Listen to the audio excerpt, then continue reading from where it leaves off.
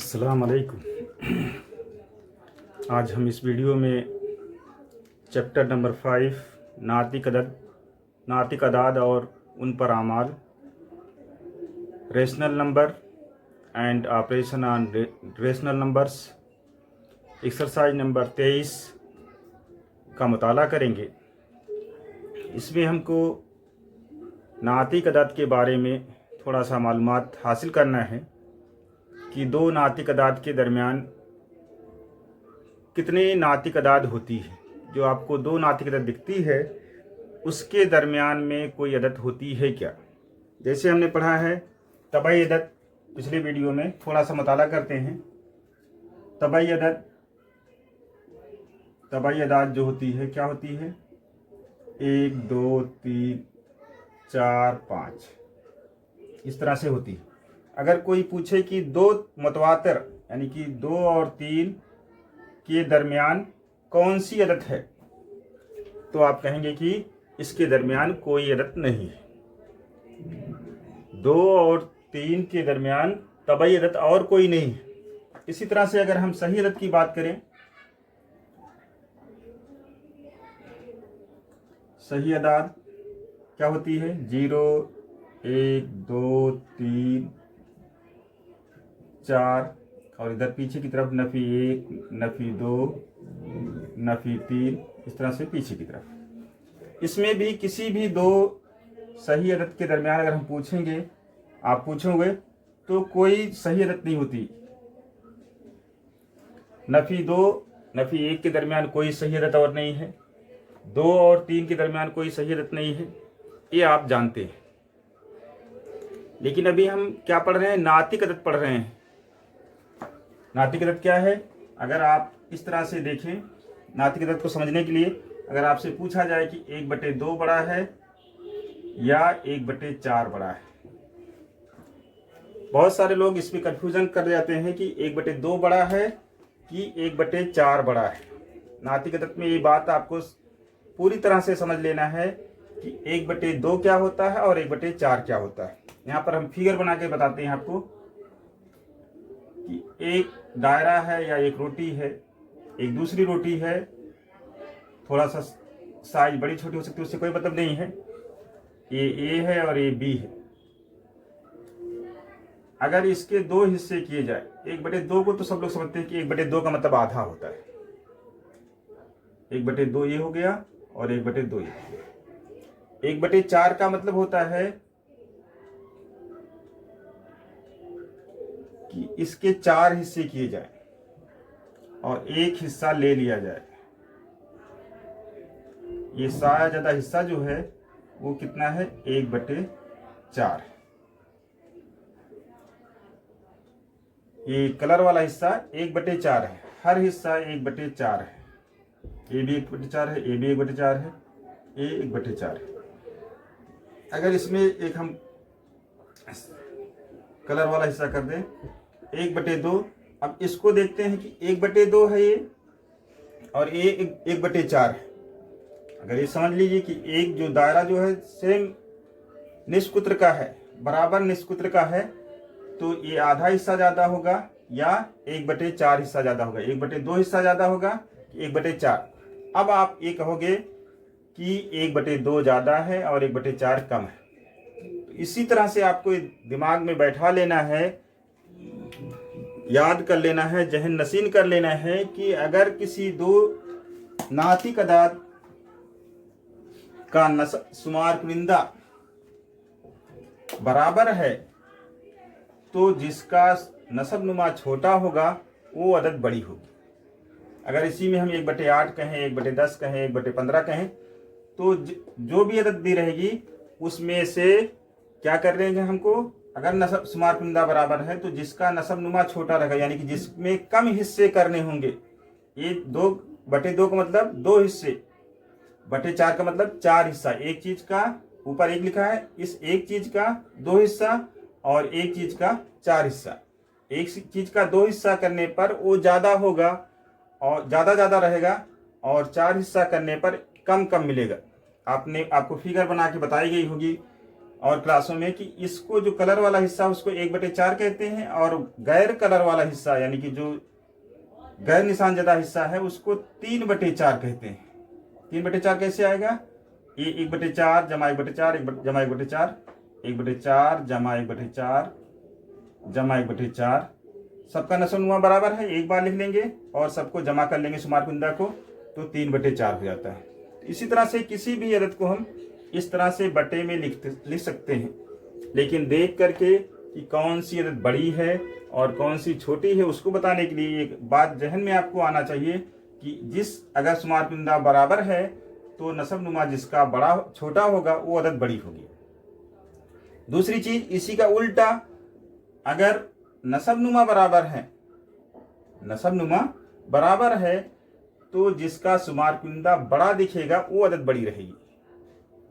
दोनों में फर्क है, इस बात को जहन में बैठाना है कि अगर शुमार कुंदा बराबर है तो जिसका नस्ब नुमा छोटा होगा, यानी कि जिसके कम हिस्से करने होंगे वो जो है क्या होगा?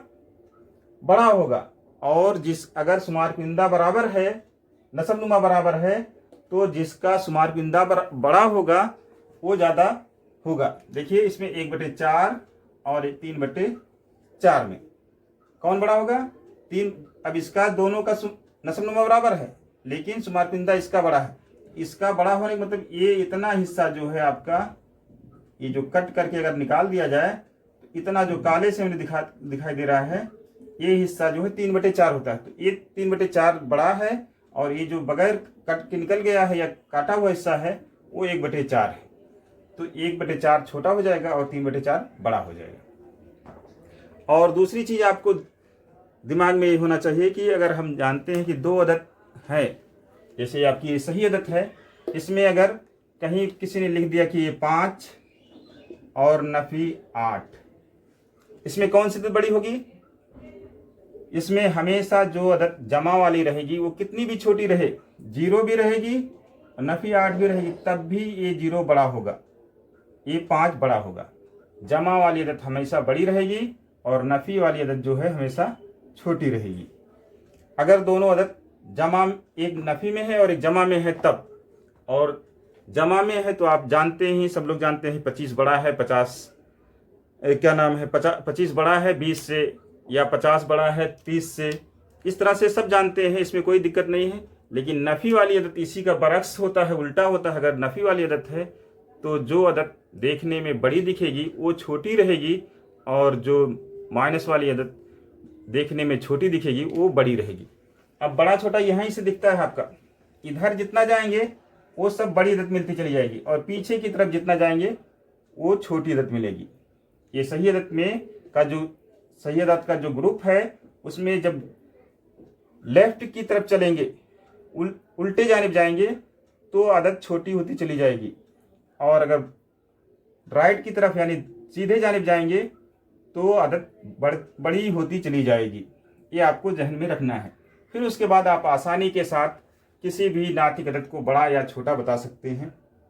जैसे आपकी एक अदद है, एक मिसाल के तौर पे हम बता रहे हैं, इसी तरह का इसी को इस्तेमाल करके हमको करना है कि कौन सी अदद बड़ी है और कौन सी छोटी है।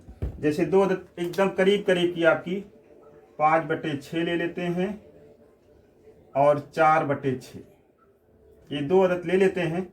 नातिक अदद है ये, और इसको अगर आपको बताना है कि इसके दरमियान में कितनी अदद आएंगी तो आप ये नहीं कहेंगे जैसे नातिक अदद में, एक तबई अदद में और सही अदद में होता है कि इसमें कोई अदद दरमियान में नहीं होगा। इसमें नहीं, इसमें बेशुमार नातिक अदद मिलेंगे। देखिए कैसे, अगर इसका नस्ब नुमा को दोनों का बराबर है, इसको हम बढ़ा देते हैं, नस्ब नुमा को थोड़ा सा बड़ा कर देते हैं, 2 गुना कर दें, 3 गुना कर दें, 4 गुना कर दें, 5 गुना कर दें, तब देखते हैं इसमें इजाफा दिखेगा। अगर हम 10 गुना कर देते हैं तो 10 गुना करने का मतलब 4 को 10 से ज़रब करना पड़ेगा और 6 को भी 10 से ज़रब करना पड़ेगा। कितना हो जाएगा? 40/60। और ये 5/6 में क्या करेंगे, इसको भी 10 से ज़रब करते हैं ऊपर और नीचे भी 10 से ज़रब करते हैं, तो ये हो जाएगा 50/60। अब 40/60 और 50/60 के बीच में हमको बहुत सारी अदद मिलेंगी। कितनी अदद मिलेंगी? 10 अदद तो मिलेगी ही। 41/60, 42/60, 43/4, इस तरह से 49/60 तक मिलेगी। अगर 2 गुना करेंगे, 3 गुना करेंगे तो भी 1-2 अदद मिलेगी। इस तरह से अगर हम 10 की बजाय 100 से जरब करेंगे तो ये 600 हो जाएगा, ये 400 हो जाएगा और ये 500 हो जाएगा। तो 400 और 500 के दरमियान में बहुत सारी अदद मिलेगी, 401, 402, 403, इस तरह से आप पा जाएंगे। तो इस तरह से हम किसी भी दो मुतवातिर जो दिख रही है नातिक अदद, उसके दरमियान में बेशुमार नातिक अदद निकाल सकते हैं, चाहे वो जमा वाली हो या नफ़ी वाली हो या एक जमा हो एक नफ़ी हो। उसके बारे में हम बता सकते हैं। कब बता सकते हैं, ये बात भी ध्यान रखना कि जब नसब नुमा बराबर होंगे, हम नसब होंगी दो नातिक अदद, तभी हम उनको उनके दरमियान की अदद को बता सकते हैं। उसमें बड़ा छोटा तभी बताया जा सकता है जब वो हम नसब हों, तब हम उसको बड़ा छोटा भी बता सकते हैं और उसके दरमियान में कितनी अदद आएगी या कौन कौन सी अदद आ सकती है उसके बारे में हम बता सकते हैं। अब आइए एक्सरसाइज के सवाल पे देखते हैं। कहा गया जेल में दिए हुए 2 अदाद के दरमियान वाक़े कोई 3 अदाद लिखी। 2 अदाद दी गई है।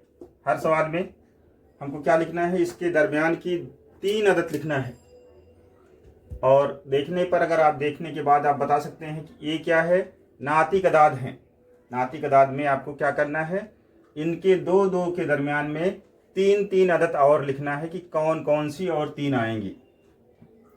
तो पहले के बारे में हम डिस्कस करते हैं। पहला है 2/7 और 6/7। 2/7 और 6/7 के दरमियान अगर 3/7 लिखा जाए, 4/7 लिखा जाए और 5/7 लिखा जाए तो इसके दरमियान की तमाम अदद हो जाएगी। तो ये हम 3 अदद क्या क्या हो जाएगी, 3/7, 4/7, 5/7। ये 3 अदद इसमें हमको मिल गई। ये पहला सवाल था इसलिए इसका गैप ही 3 का दिया गया था, 3 ही इसमें दिखाई देने, लेकिन हम इसमें और भी निकाल सकते हैं।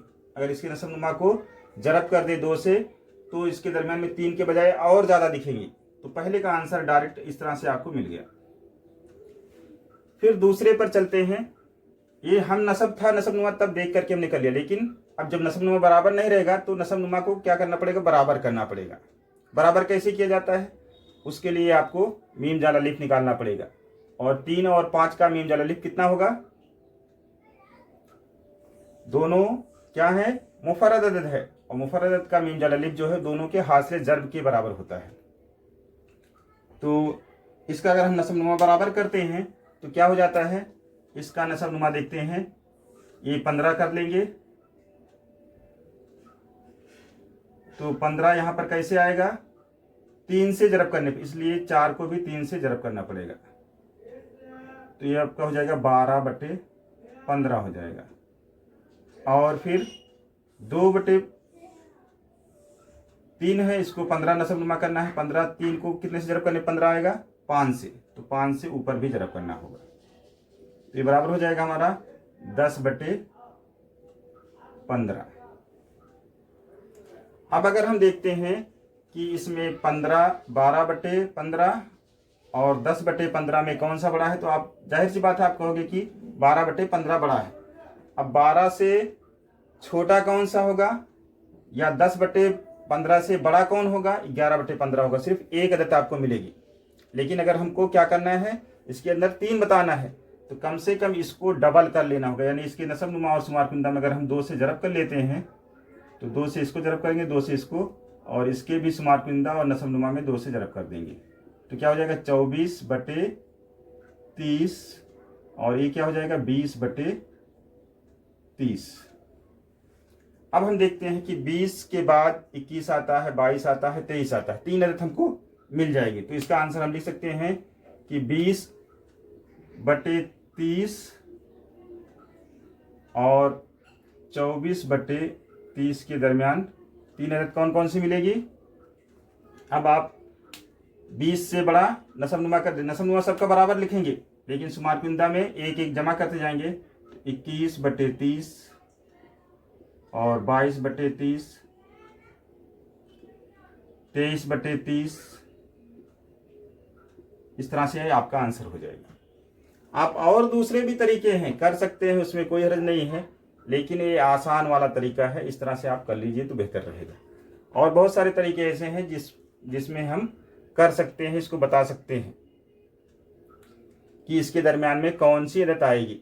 आसारिया में बदल करके, इन दोनों को जमा करके, 2 से तकसीम करके बता सकते हैं। आपकी किताब में भी बताया गया है, कई तरीके बताए गए हैं, लेकिन एक तरीका कम से कम आपको आना चाहिए। अब इनके नसबनुमा बराबर नहीं है, तो पहले हम नसबनुमा बराबर कर लेते हैं। तो क्या हो जाएगा इसका नसबनुमा जब बराबर करेंगे, नसबनुमा जब बराबर करेंगे तो ऐसे तिरछे जरब कर देते हैं तो नसबनुमा बराबर हो जाएगा हमारा। ये हो जाएगा नफ़ी 10 बटे, इसको जरब कर दें 15 हो जाएगा। 3 और 5 का जरब 15 हो जाएगा, और इसको 3 चौका 12 हो जाएगा। 12/15 हो जाएगा। अब ये दोनों देख करके आपको ये देखना है कि इन दोनों में बड़ा और छोटा कौन सा है। बड़ा कौन सा है, प्लस वाली अदद, और माइनस वाली अदद छोटी।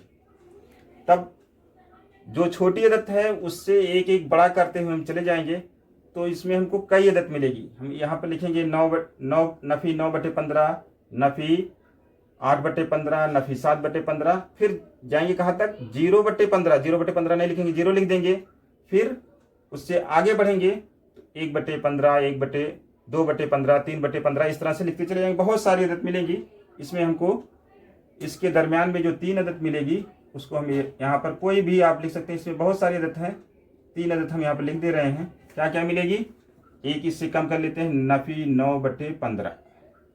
फिर दूसरी 2 कम कर लेते हैं, नफ़ी 8/15। यानी कम करने का मतलब कि ये बढ़ रही है, ये कीमत इससे ज़्यादा है। ये छोटी अदद है और ये बड़ी अदद है, तो छोटी अदद से बड़ी अदद हम लिखते चले जा रहे हैं।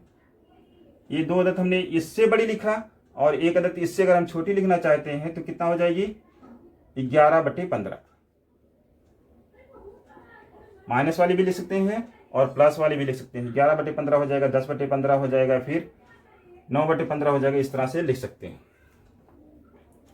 अब आपका बचा चौथा सवाल है।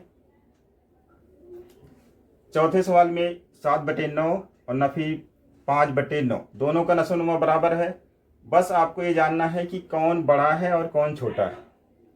नफ़ी 5/9 छोटा है और 7/9 बड़ा है, तो हम छोटे से बड़े की तरफ जाएंगे।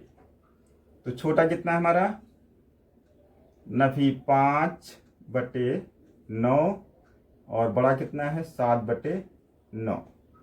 अब इन दोनों के दरमियान में अगर हम 3 अदद ढूंढना चाहें तो 3 ही अदद नहीं, बहुत सारी अदद मिलेगी। कौन कौन सी मिलेगी, अब इससे बड़ी अदद, इससे बड़ी अदद का मतलब कि नफ़ी 5 से बड़ी अदद नफ़ी 4 होगी, नफ़ी 3 होगी, नफ़ी 2 होगी, तो हमको ये नफ़ी 4/9 लिख सकते हैं। फिर नफ़ी 3/9 लिख सकते हैं, नफ़ी 2/9 लिख सकते हैं। इस तरह से इस यहाँ तक पहुँच सकते हैं 6/9 तक। इसके पहले वाली अदद जो है 6/9 हो जाएगी। अगर 5/9 लिखेंगे तो भी सही है, 4/9 लिखेंगे तो भी सही है। इसमें बहुत सारी अदद मिलेगी, सिर्फ हमको 3 लिखना था। तो ये आंसर में आपके ऐसे आंसर में लिख लेंगे कि ये तीर नहीं बनाना है, ये लिखेंगे इसके और इसके दरमियान में अदाद क्या हो जाएगी, ये हो जाएगी, यही आंसर हमारा हो जाएगा। फिर इसी तरह से आगे बढ़ते हैं। नफ़ी 3/4 और जमा 5/4। ये आपको एक जहाँ पर धोखा थोड़ा सा दिया गया है, थोड़ा सा डराया गया है कि इसमें नफ़ी लिखा गया है 3 में और 5 में जमा लिखा गया है। जमा लिखा जाए या ना लिखा जाए उससे कोई मतलब नहीं है, ये बात आपके जहन में होना चाहिए कि जमा लिखा रहे या ना लिखा रहे उससे कोई मतलब नहीं है। हमारी 3/4 छोटी है और 5/4 बड़ी है। इसके दरमियान में अदद क्या हो जाएगी, इनके दरमियान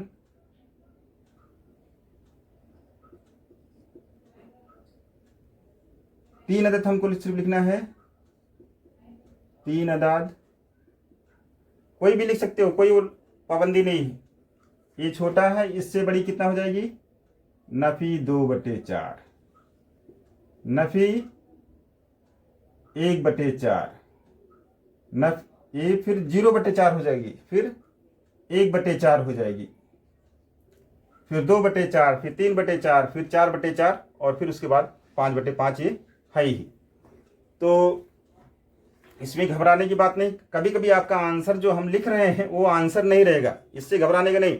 आंसर में क्योंकि इसमें सिर्फ 3 ही अदद नहीं है, 3 से ज़्यादा अदद हैं, तो आंसर लिखने में कभी कभी जो हमने आंसर लिखा है वो भी हो सकता है, या उसके अलावा जो और उसके दरमियान में अदद होती है वो भी हो सकता है। कोई डरने की बात नहीं, घबराने की बात नहीं, वो सब सही रहेगा आपका। फिर इसके बाद आपका है 5वां सवाल। इसके नसबनुमा बराबर नहीं है तो नसबनुमा को बराबर करना पड़ेगा। नसबनुमा बराबर करेंगे तो क्या हो जाएगा, इसके नसबनुमा इसको 3 से जरब कर देते हैं ऊपर नीचे, और इसको 8 से जरब कर देते हैं नीचे ऊपर। तो 3 से जब जरब करेंगे तो 21 हो जाएगा बटे 3 अठे 24, डायरेक्ट कर लेते हैं हम। फिर इसको जब 8 से जरब करेंगे तो नफी 8 25 40 हो जाएगा बटे 8 तियां 24 हो जाएगा। दोनों को नसबनुमा बराबर दिखने लगा ना, नफी 24, दोनों को नसबनुमा क्या हो गया, हम नसब हो गया। अब दोनों के दरमियान हमको अदद लिखना है। ये अदद छोटी, ये बड़ी है और ये छोटी है, क्यों, ये नफी वाली अदद है और ये जमा वाली अदद है, तो इनके दरमियान में लिखना है। तो ये बड़ी वाली अदद से छोटी लिखेंगे या छोटी वाली अदद से बड़ी लिखेंगे तो इसके दरमियान में अदद हो जाएगी। तो क्या हो जाएगी आपकी 20/24, 19/24, फिर 18/24, फिर कहाँ तक जाएंगे 39/24। अब इसमें से आप यहां से लेकर के यहां तक में से कोई भी 3 अदद लिख लेंगे, आपका आंसर रहेगा। अगर सिर्फ यही प्लस वाली भी लिख देंगे तो भी आंसर सही रहेगा। नफी 39/24 लिखेंगे, नफी 38/24 लिखेंगे, नफी 37/24 लिखेंगे, वो भी सही रहेगा। अब देखिए यहाँ पर आपका दोनों का नसबनुमा बराबर है, इसमें 5/7 और 11/7, ये एकदम सेम टू सेम पहले जैसा है। आप ये छोटी अदद है, ये बड़ी अदद है, नसबनुमा में एक शुमार कुंडा में एक बढ़ाते जाएंगे और आपको अदद मिल जाएगी। तो इसके दरमियान की अदद क्या मिल जाएगी 6/7, फिर 7/7, 8/7, फिर 9/7 और 10/7, ये 4 मिलेगी। इसमें आप इसके करीब वाली भी लिख सकते हैं, इसके करीब वाली भी लिख सकते हैं, कोई हर्ज नहीं। और ये 0 और नफी 3/4, 0 बड़ा है कि छोटा है, नफी 3/4 से 0 बड़ा होगा, 0 बड़ा है। अब हमको छोटी वाले से बड़ी अदद लिखना है, तो आप क्या लिख सकते हैं, 0 से बड़ी लिखेंगे तो 1/4 होगी, 2/4 होगी, 3/4 होगी, लेकिन ये इसके दरमियान में नहीं आएगी, नफी वाली ही आएगी इसके दरमियान में, 0 से कम यानी नफी वाली अदद। तो नफी 1/2, नफी 1/4, नफी 2/4 अब नहीं मिल रही हमारी, तो क्या करेंगे, इसको नसबनुमा को हम इसको ऐसा नहीं करके इसको थोड़ा सा और बड़ा कर देते हैं, 2 से जरब कर देते हैं इसको हम या करके ऐसे भी लिख सकते हैं कि 0 और नफी 2 से जरब कर देते हैं तो नफी 6/8 हो जाएगा।